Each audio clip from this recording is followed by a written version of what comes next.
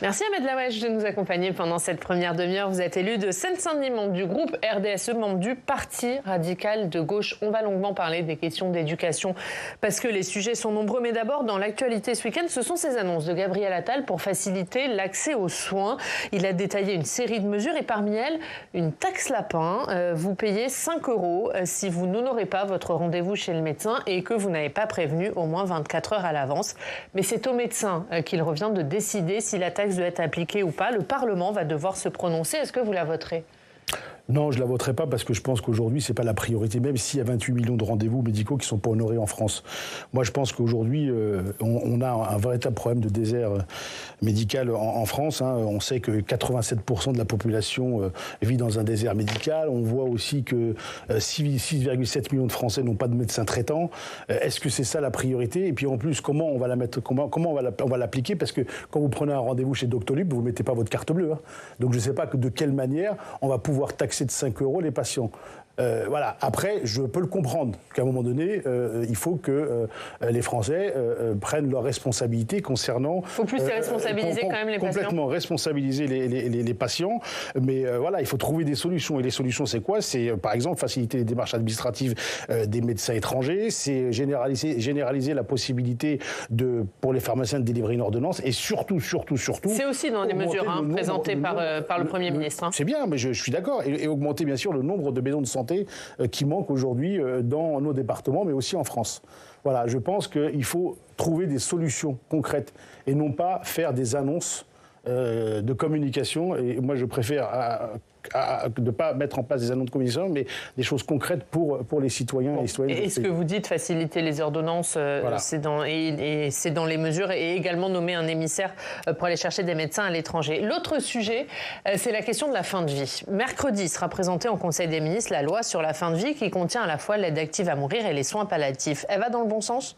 Moi, je pense qu'elle va dans le bon sens. Aujourd'hui, on a beaucoup de familles qui font en sorte d'aller à l'étranger pour pouvoir mettre en place la fin de vie de leurs proches.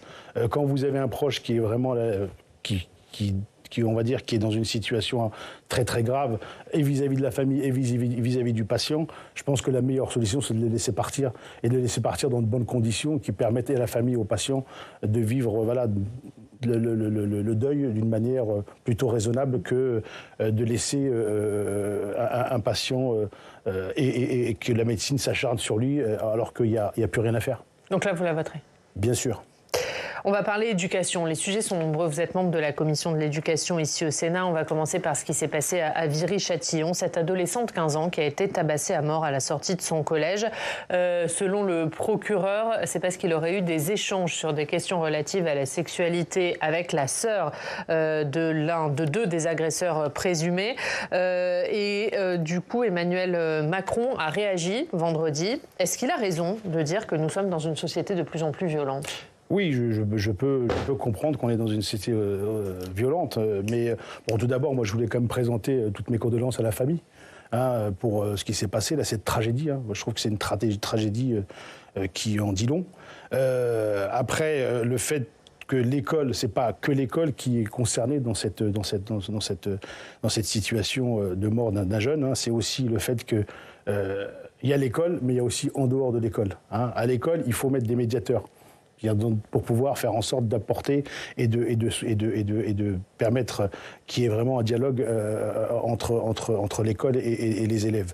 Mais aussi, en dehors de tout ça, il faut qu'à un moment donné, il y ait vraiment des actions qui soient précises, qui soient faites. Parce qu'on a laissé aussi les jeunes dans une situation où il n'y a plus rien. C'est-à-dire en matière d'activité, en matière d'action sportive, en matière, je dirais, d'action, de partenariats qui peuvent se faire entre les associations et la jeunesse, de dialogue. Ça, il n'y a plus rien. Donc il y a tout ça à revoir en dehors de ce qui peut se faire à l'école. L'école, c'est l'apprentissage. Mais en dehors de l'école, il faut les accompagner. Il faut aussi restaurer l'autorité, c'est ce que dit le maire de Viry-Châtillon. Il faut réapprendre à vraiment punir. Bien sûr. Là, ce qui s'est passé, c'est condamnable. Et à un moment donné, on ne peut pas laisser passer ce genre de choses.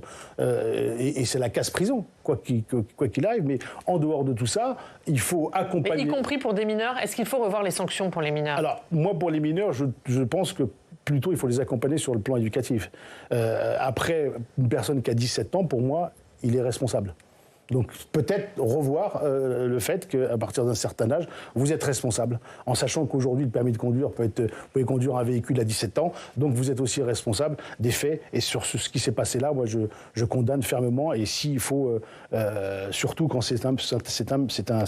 on tue une personne, enfin un jeune, quoi. Sur l'école, justement, Gabriel Attal, qui a rencontré les journalistes de la presse régionale ce week-end, dit qu'il faut des sanctions dès le premier fait et qu'il ne faut pas attendre pour convoquer un conseil de discipline. Est-ce qu'il a raison là-dessus ? Oui, bien sûr, il faut rien laisser passer. À l'école, vous êtes là pour apprendre. Donc dès le premier fait, sanction, conseil de discipline. Voilà, mais après avec un accompagnement. C'est pas sanctionner pour sanctionner. Il faut sanctionner et accompagner. Et il faut mettre les moyens nécessaires. Ce que je disais, c'est qu'à un moment donné, dans les établissements, quand il y a un manque réel de médiateurs, quand il y a un manque réel de CPE, de surveillants, comment voulez-vous qu'à un moment donné, il y ait vraiment un dialogue ? Il faut remettre en place ce dialogue dans les établissements scolaires. Il dit aussi qu'il faudrait instaurer, lui, il est favorable, en tout cas, à l'instauration de conseils de discipline dès l'école primaire. Non, je pense que là, c'est un petit peu abusé. Je pense que là, il y a aussi les parents qui sont aussi responsables. Et je pense que les parents aussi peuvent aussi apporter. Alors certes, vous avez aussi, ce que j'avais dit l'autre fois dans votre émission, c'est qu'on n'a pas aussi accompagné les familles monoparentales. Là aussi, il y a un véritable enjeu important qu'il faudra de toutes les façons prendre en compte et que l'État doit s'engager là-dessus pour pouvoir soutenir ces familles. La semaine dernière, Nicole Belloubet, la ministre de l'Éducation, on va en parler puisque vous la rencontrez demain, mais sur ces questions de la violence, elle a annoncé la mise en place d'une force mobile pour la sécurité des établissements scolaires ciblés par les menaces. Est-ce que ça, c'est la bonne réponse ? Mais moi, je n'ai pas compris force mobile. C'est quoi ? C'est mettre des policiers dans les établissements scolaires ? Oui, enfin, c'est des personnes qui iraient d'établissement en établissement selon les cibles, oui, mais selon les établissements ciblés. Oui, probablement, je connais pas. Des personnels dédiés. Je connais pas encore le contenu parce que c'est que des annonces. Moi, ce que je vous dis, c'est qu'à un moment donné, il faut que l'école redevienne l'école et qu'il y ait vraiment un dialogue qui se fasse entendre et qui permette à des médiateurs, à des CPE, à des surveillants de pouvoir entamer un dialogue. Aujourd'hui, l'enfant vient, apprend, repart. Non, il faut qu'il y ait vraiment... Il y avait des actions qui se faisaient à l'intérieur de l'école, des actions culturelles, des actions sportives, des actions pédagogiques. C'est là qu'il faut réapprendre la manière aux jeunes de pouvoir venir à l'école avec le sourire et non pas en marche arrière. Il y a d'autres sujets, évidemment, qui touchent l'école, et notamment cette question comment recruter plus d'enseignants, comment mieux les former. Vendredi, Emmanuel Macron a fait de nouvelles annonces sur ce sujet. On va faire le point avec Alex Poussard.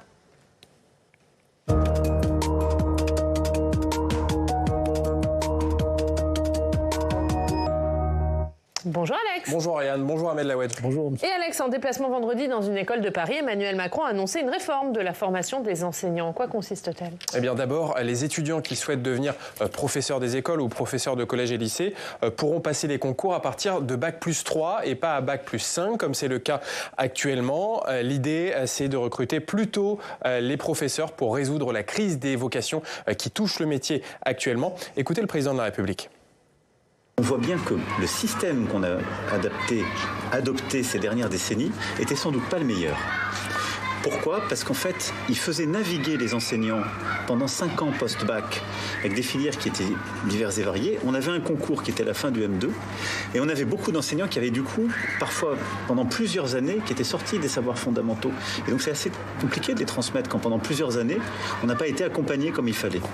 Alors ce concours pour être professeur à Bac+3, il sera accessible après avoir fait différentes licences, mais pour ceux qui, dès le baccalauréat en poche, souhaitent devenir professeurs, instituteurs, eh bien, ils pourront s'inscrire dans une licence spécialisée en professorat des écoles. Écoutez Emmanuel Macron. Pour pouvoir être formé dès après bac, eh bien, français, maths, géographie, histoire, avec aussi les méthodes les plus innovantes, avec un corpus qui est profondément rénové et qui s'inspire de tout ce qui a été travaillé par le ministère ces dernières années. Et puis, une fois que vous avez passé ce concours de professeur à Bac+3, eh bien, vous pourrez enseigner tout en continuant votre formation dans le cadre d'un master professionnalisé. C'est l'une des nouveautés de cette réforme. Avec, en première année de master, eh bien, un étudiant qui enseignera avec le statut d'élève fonctionnaire et un salaire de 1 400 € net. Et puis, en deuxième année de ce master professionnalisé, l'étudiant aura le statut de fonctionnaire stagiaire avec un salaire de 1 800 € net. Et puis Alex, le président de la République a aussi annoncé une hausse de l'enveloppe dédiée au pacte enseignant. Rappelez-nous ce que c'est ce pacte enseignant. Le pacte enseignant, c'est un peu le travailler plus pour gagner plus, mais pour les enseignants. Le but de ce pacte, c'est de renforcer la rémunération des enseignants avec des primes pour les enseignants volontaires qui voudraient réaliser des missions supplémentaires comme des remplacements de courte durée, l'accompagnement des élèves décrocheurs ou encore la conduite de projets pédagogiques innovants. Ce pacte enseignant, il a été mis en place à la rentrée 2023, mais pour l'instant, il n'a pas convaincu la majorité des enseignants. Seulement 30% d'entre eux avaient accepté ce pacte en janvier dernier, selon les chiffres donnés par Gabriel Attal. Alors l'exécutif va donc augmenter l'enveloppe dédiée à ce pacte enseignant, l'augmenter de 100 millions d'euros pour la porter en 2024 à 850 millions d'euros. Ahmed Lawedge, d'abord un mot sur cette réforme de la formation des enseignants qui a été annoncée par Emmanuel Macron avec un concours plus tôt à Bac+3. Est-ce que vous pensez que ça peut permettre de résoudre la crise des vocations et de recruter davantage de professeurs ? Pour ma part, toute solution qui permette d'avoir un professeur devant chaque élève, pour moi, c'est favorable.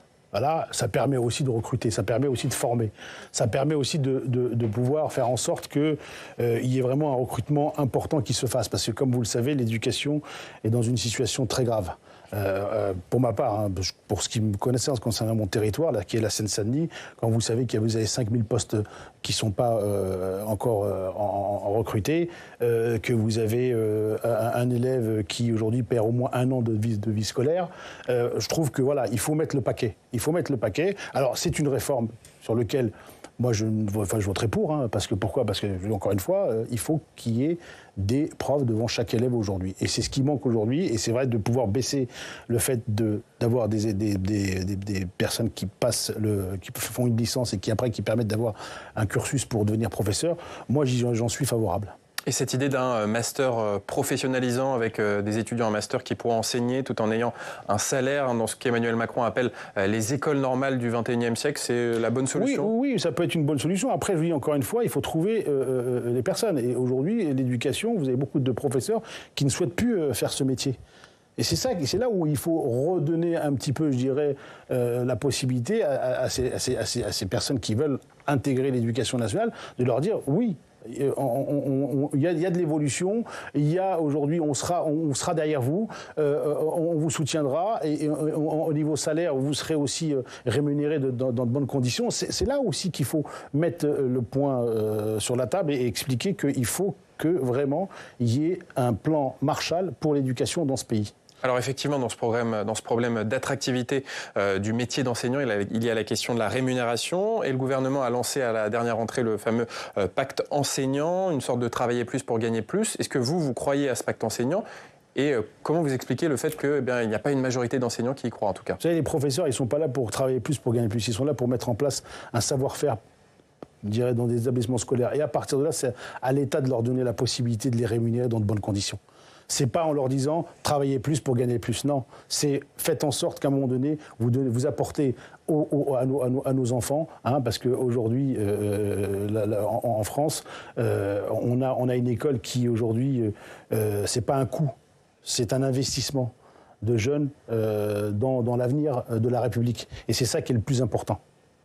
Parmi les questions, il y a aussi la question du niveau des élèves, notamment en français et en maths, qui n'est pas bon selon les classements. Et Gabriel Attal a donc lancé un plan choc des savoirs.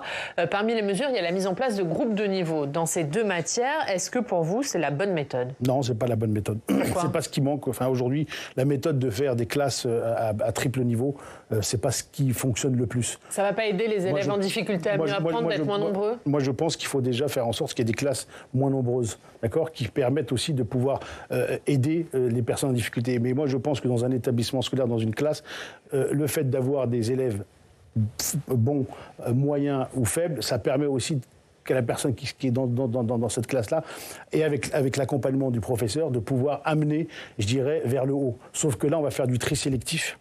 D'accord, et creuser les inégalités.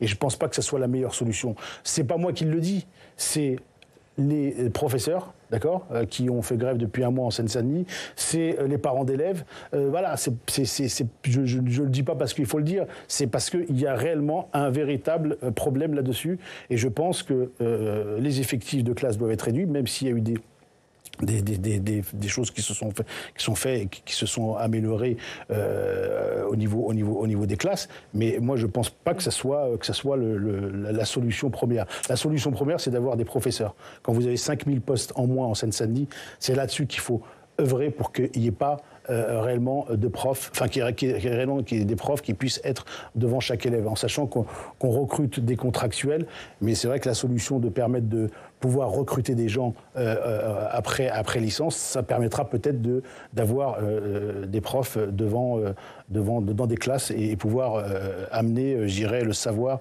à nos élèves. Justement, vous parlez de la Seine-Saint-Denis, vous allez rencontrer demain Nicole Belloubet, la ministre de l'Éducation nationale, avec d'autres élus de Seine-Saint-Denis.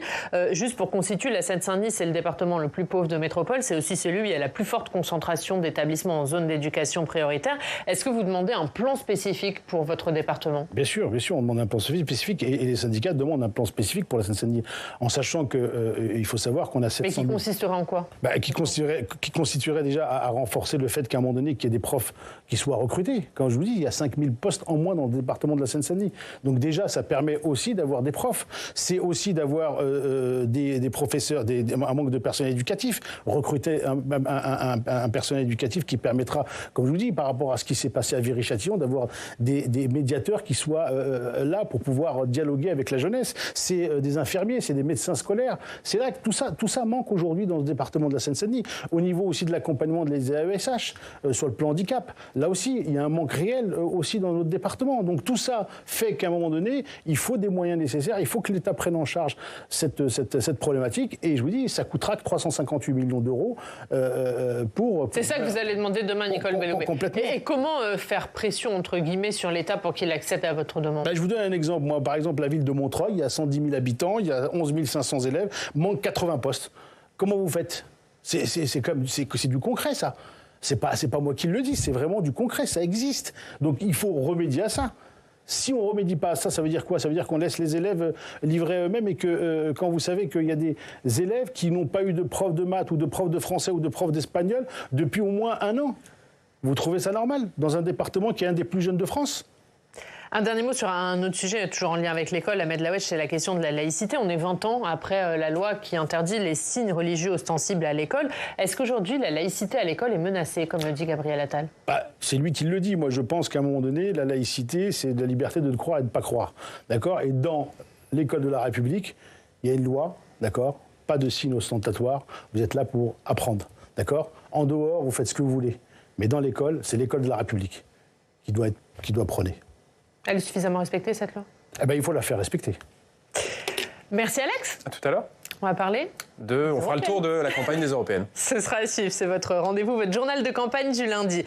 On va voir l'actualité dans votre département encore. Ahmed Laouedj, on retrouve Jacques Paquier. Bonjour Jacques, merci beaucoup d'être avec nous, directeur de la rédaction du journal du Grand Paris. Et vous vouliez évoquer, Jacques, la question des Jeux Olympiques. Paris 2024, ça approche. On sait que la Seine-Saint-Denis est au cœur de ces Jeux. Vous vouliez interroger le sénateur sur l'héritage de ces Jeux Olympiques. Oui, absolument. Sur cet héritage, je voulais savoir, monsieur le sénateur, si vous considériez que cet événement et la concentration d'investissement qui a lieu en Seine-Saint-Denis, le président Macron a inauguré, vous y étiez, je crois, le centre aquatique olympique l'autre matin à Saint-Denis. Vous êtes très attentif au logement, vous êtes intervenu lors de l'examen du projet de loi sur le logement insalubre. Est-ce que vous pensez, par exemple, qu'il faut être vigilant à la part de logements sociaux qui vont rester en héritage? Est-ce que vous pensez que c'est le village des Olympiques, le village d'athlètes va contribuer à résoudre le problème du logement, au moins en partie, en Seine-Saint-Denis? Je pense pas qu'il va être résolu. Maintenant, par rapport au JO, par rapport à l'héritage, je prends par exemple la ville de Saint-Ouen aujourd'hui, vous avez construction de 22 300 logements, dont 25% de logements sociaux.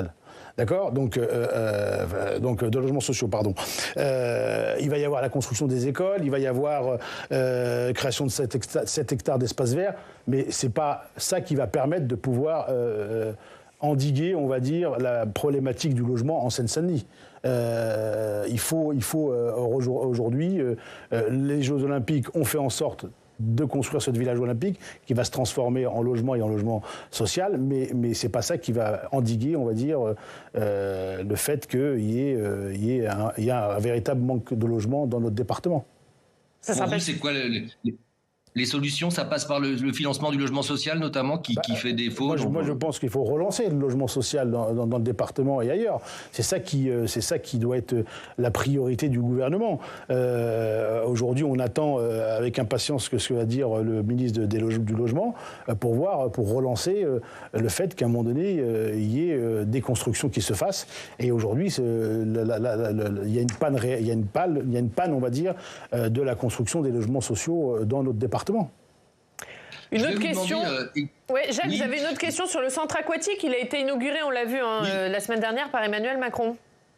Tout à fait, en présence du sénateur. Et vous allez rencontrer Madame Belloubet demain, je crois, la ministre de l'Éducation. Est-ce que vous allez lui parler aussi du manque d'éducateurs? Parce que je crois savoir que c'est un enfant sur 2 qui arrive en 6e sans savoir nager dans votre département, hein, et qu'en fait, il suffirait pas en fait de construire des piscines, même s'il en manque, et même si je pense que c'est appréciable, mais on manque aussi d'éducateurs, de structures, de formation. Qu'est-ce que vous en pensez? Est-ce que vous allez aussi attirer l'attention de la ministre de l'Éducation sur ce manque de personnel pour former, pour apprendre à nager, pour inciter les enfants à faire du sport? Oui, comme vous l'avez dit, oui, un enfant sur 2 ne sait pas nager en Seine-Saint-Denis. Et c'est vrai que la priorité, c'est que l'héritage des Jeux Olympiques permette qu'il y ait des piscines un peu partout dans le département et qu'il y ait vraiment un accompagnement avec des éducateurs qui puissent apprendre à nager à nos enfants. Bien sûr qu'il faudra des éducateurs, mais ça, après, c'est aussi la volonté de la direction du ministère de la Jeunesse et des Sports, parce que c'est elle qui fait en sorte de former ces éducateurs et en phase avec l'éducation nationale, de mettre en place des éducateurs qui, on va dire, apporteront tout leur savoir-faire pour que nos enfants sachent nager dans ce département. Bien sûr que j'y suis favorable et je poserai la question à la ministre pour savoir si dans ce plan d'urgence pour la Seine-Saint-Denis, est-ce qu'elle a prévu de recruter des éducateurs, notamment après les JO, pour que les élèves puissent être accompagnés dans la pratique de la natation. Merci Jacques. Merci beaucoup d'avoir été avec nous. On regarde la une du journal du Grand Paris et c'est justement consacré à cette inauguration du centre aquatique olympique en Seine-Saint-Denis. Emmanuel Macron a inauguré le centre aquatique olympique. C'est à la une de votre journal cette semaine. Merci beaucoup Jacques Paquet d'avoir été avec nous. Avant de se quitter, Ahmed Laouedj, on dit 2 mots des européennes. Je le disais, vous êtes membre du Parti radical de gauche. Quel intérêt d'une liste PRG aux européennes ? Alors, une liste européenne, comme vous savez, le Parti radical de gauche, c'est un parti européen qui prône l'Europe et qui a toujours prôné l'Europe et qui est pour l'Europe.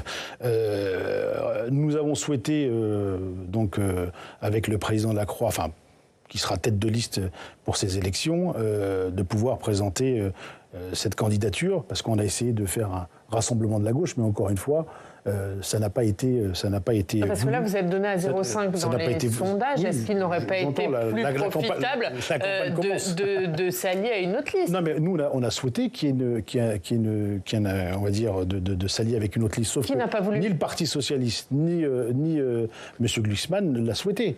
Comme vous le savez, le Parti socialiste, à chaque fois, ne présente pas un candidat du Parti socialiste, il présente un candidat qui vient d'ailleurs. On l'a vu sur les régionales, on le voit maintenant sur les européennes. Donc voilà, nous, on a souhaité qu'il y ait un grand rassemblement, mais ils ne l'ont pas souhaité. Donc à partir de là, il faut on va dire, que le Parti radical de gauche prône ses idées notamment, et c'est une liste qui souhaite une Europe, on va dire, qui fonctionne, une Europe qui protège et qui respecte. Voilà, et bien sûr, avec une Europe où les territoires sont respectés.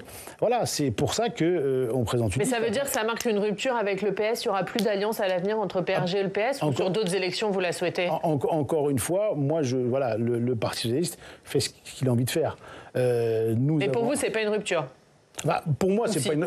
Je ne sais pas si c'est une rupture ou pas une rupture, sauf que là, ça a été. Parce qu'aujourd'hui, on a l'impression que vous êtes plus proche d'un Bernard Cazeneuve que d'un Olivier Faure, par exemple. Ça a été une fin de non-recevoir. Alors, oui, bien sûr que le Parti radical de gauche discute beaucoup avec Bernard Cazeneuve, mais encore une fois, moi, je ne ferme pas la porte. Aujourd'hui, la gauche doit se rassembler, notamment pour les élections municipales qui arrivent en 2026, et qu'à partir de là, il faudra discuter pour pouvoir faire en sorte d'organiser un grand rassemblement de la gauche dans notre pays. Merci Ahmed Lawedge. Merci beaucoup d'avoir été notre invité. Dans 20 minutes, dans le Club des Territoires, on parlera des migrants et des sans-abri qui sont répartis dans plusieurs régions depuis Paris, ce qui ne se fait pas sans contestation. Vous verrez notre reportage. D'abord, on va parler des 6 mois de l'attaque du Hamas en Israël avec Gilles Kepel qui nous rejoint.